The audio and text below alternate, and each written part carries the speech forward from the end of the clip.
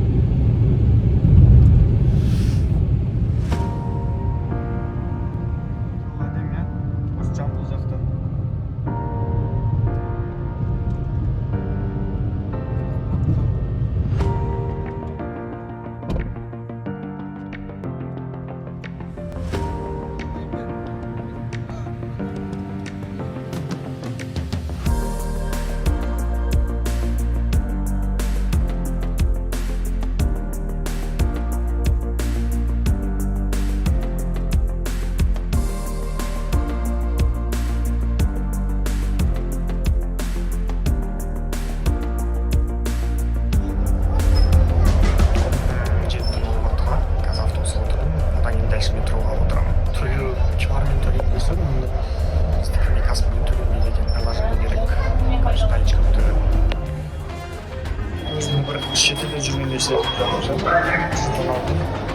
Ташкент жайындағы ұмырым, Алматы жайындағы ұмырым қайналып кетіп, не өтті.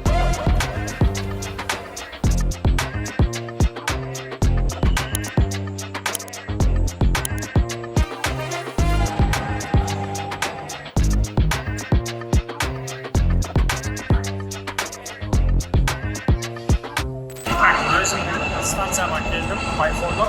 Қазір енді бір жерде су болу керек, чтобы кешке ауыз ашқанда 150 метр басында жерде. Не бәле эскалатор мынау. Автобус водительдерімен көрісіп, келісіп, және де өзінің орнын кешел бері уайымдап жатқан туристің де мәселесін вроде шешіп, қазір сәл серуендеуге шықтым Алматы бойынша. Мен білесіңдер, не іздеп жүрмін? Намаз оқиын деп іздеп жүрмін. Жақын жердегі мешіт десем, айдалада ғой, ё-моё. Да, еще ауызашарға зат сатып алу керек. Короче, қыдыруға уақытым бар еді, но отырып дәрет алатын жер таптым. Дәрет алғанмын, уже настроением көтеріліп қалды. Бургерна Абая деген жер бар екен, сол жерден комбо сет ала салам деп жатырмын. Бәрі бар ішінде. И сол жерден сұрап көремін, намаз оқып алатын жер бар ма? Болса, онда вообще офигенно болады. Бар, спокойно отыра беремін. Сәресіне тоқтаймыз деді, но сәресіне де на всякий случай алсам ақшам, потому что жолда үлгермей қалсақ, это будет жесть. Короче, уже Алматыдан шығып баратырмыз, барлықтарын жайғастырып, сонымен уақыт өтіп кетті, ештеңе түсіремін кадрлар. Бәрі пока четко, бәрі орыс орындарында, осы шында жатырмыз. Надеюсь, енді құдай қаласа ертең Ташкент. Ауызашар. Санасын оқыға тоқтадық. Біздің автобустың тұрғанда кәдімгі сақтан. Бірақ мына тоқтан жер ойынша емес. Вообще туалеттеріне болмайды. Деген әдемі жер. Уже почти Ташкентке жетіп қалдық.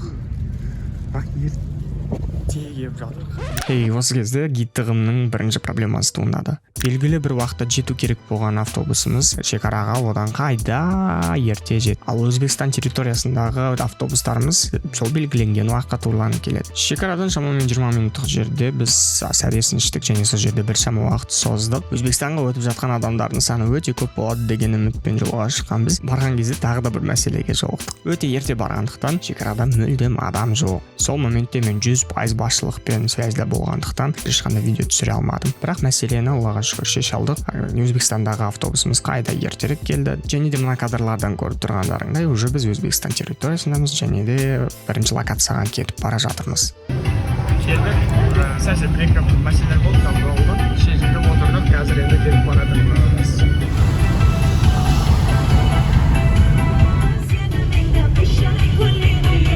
Бірінші кезекте Төле би кесенесіне кіріп шықтық.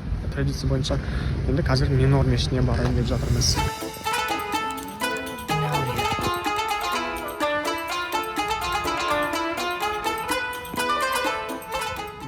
ішіне келіп қалдық. Қазір көреміз, айтып көреміз, ішке кіргілерің келсе дәрет алып кіресіңдер деп.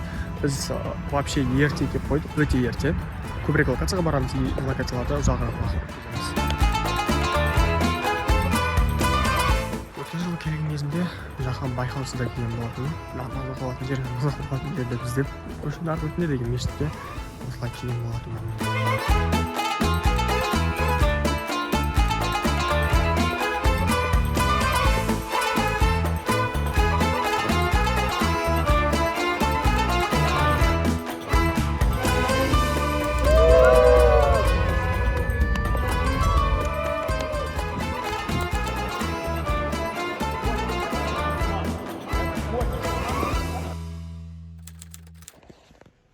Тұрсам да, жаратымыз болса да, рум-турымды жасайын бір жолы кішігірім.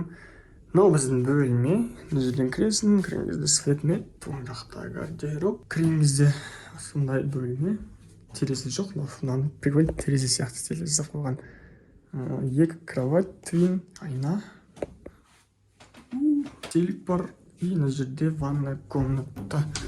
Ванная комната қандай? Мына жерде ванна, шторкасымен.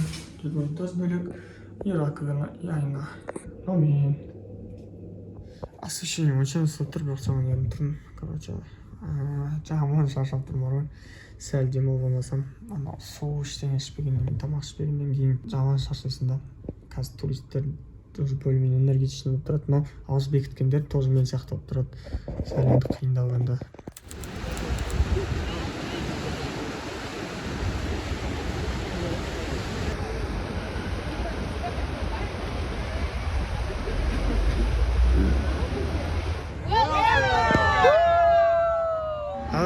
Бірінші опыт, на той бірінші опыт нормальный үйренерліктей.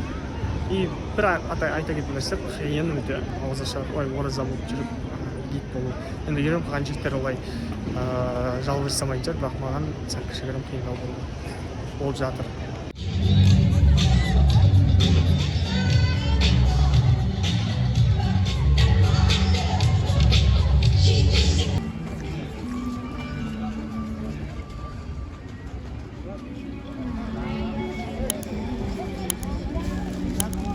Адамдар мынандай бекет деп суретке түсіп жатыр деймін да, қызығып.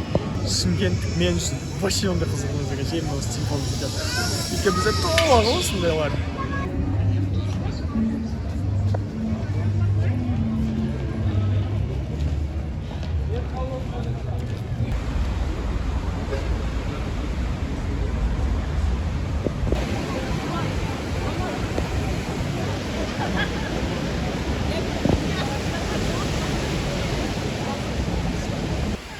Адам рил шетелден блок қабылданды. Мына жер реально как шетел сияқты ощущаться етеді. Именно осы Сеул паркінің бойы. Қазір Сеул паркінің қызық моменті басталады. Фонтандар қосылу керек, 9-ға сәл ғана қалды. Мыналар әдемі көрінеді екен, осы жерден. Шетелдіктер. Реально шымкенттіктердің, қазақстандықтардың карманный шетелі ғой. Мысалы қандай деген дейді. Алдында да қазір еменде күшті. Расталды.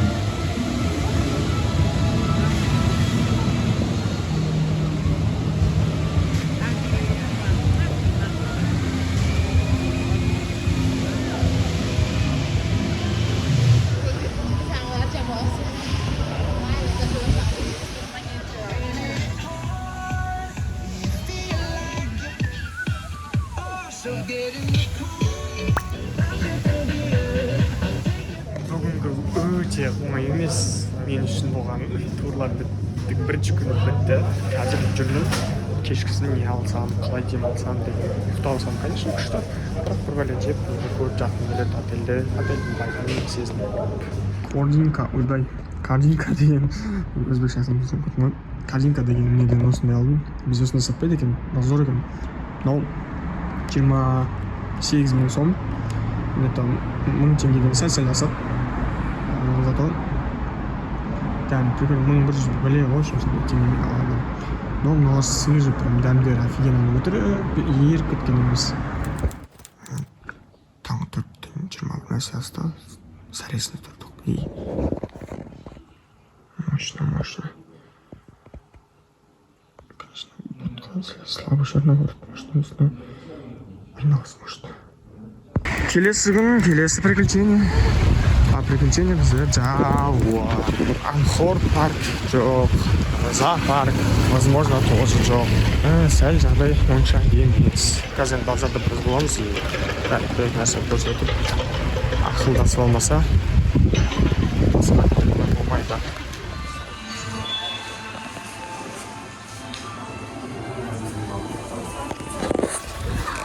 Шарсу базарына келдік. Біз көріп отырмын, алсам болады. Магниттер алдым достарыма.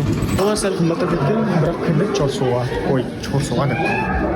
Парк мир юрского периода категориясы. Қандай локация өте әдемі ұйымдастырылған да керемет. Өзім бірінші рет келіп тұрсам.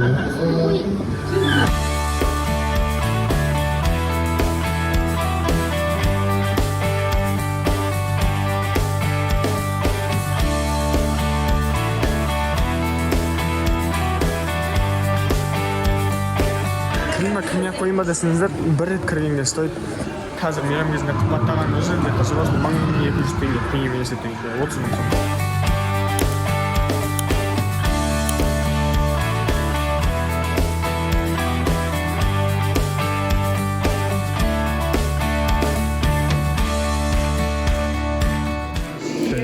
Өмірге бірінші көрдім өз көзіммен.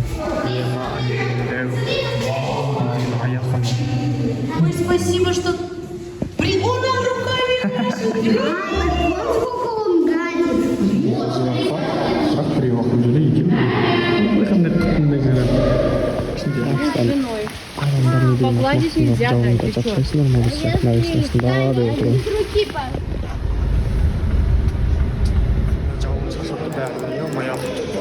Қазір жауын астында бәрі настроение жоқ. Кірді қазір музейге. Надеюсь, музейде нормально шығар. И планетарийға таптық. Бір ана кісі келді, Аллаға шүкір. Білмеймін, левактар шығар олар, но біздің ситуацияда кәдімгідей күшті бөліп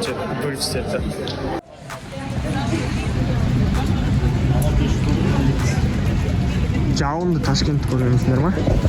Жауынды кезде Ташкентте қыстыратын жер кәдімгідей азабат болады.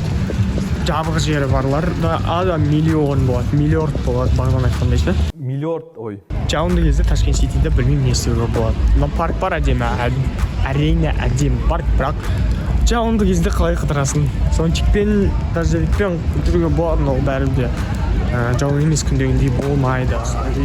Біздің Шымкенттерінде жауында ұсап, жолдың бәрі жай болып қалады. Жолдың өзіне кәдімгідей көп уақыт жұмсап біз қапалмайтын сенсіміз. Автобуспен сәл проблемалар шықты. Но деп пока шешілген сияқты қазір өткеннен кейін көреміз. Осымен аяқталып жатыр. Мен қазір сағат 7:30, бірақ мен 10-ға дейін күтемін басқа группаны. Ал құрметті көрермендер, менің 2 күндік гид болған турым осымен аяқталды. Онымен қоса видеода өзінің логикалық мәресіне жетті. Бірақ видеоны аяқтамас бұрын үлкен рахмет айтқым келеді. Өткен видеода көп қолдау көрсеттіңдер. Лайк, комментарий және подпискалар қосылды. Видеоны өшірмес бұрын мына кадрларды көрсеткім келіп тұр. Ары қарай бағанағы отын-потын алған жерге бара жатқан ек. Деген дауыстар естіледі. Көт дегенше. Бұл каналда болатын келесі видеоға спойлер. Сондықтан каналға жазылыңдар. Алда одан да қызықты контенттер көп болады.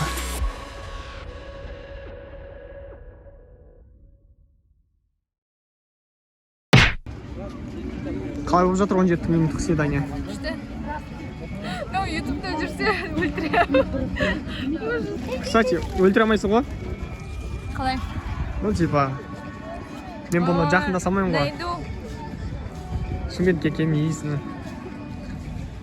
Там олам ғой. Бір турлардың арасына кіріп кетемін десей. Иә. Там олам.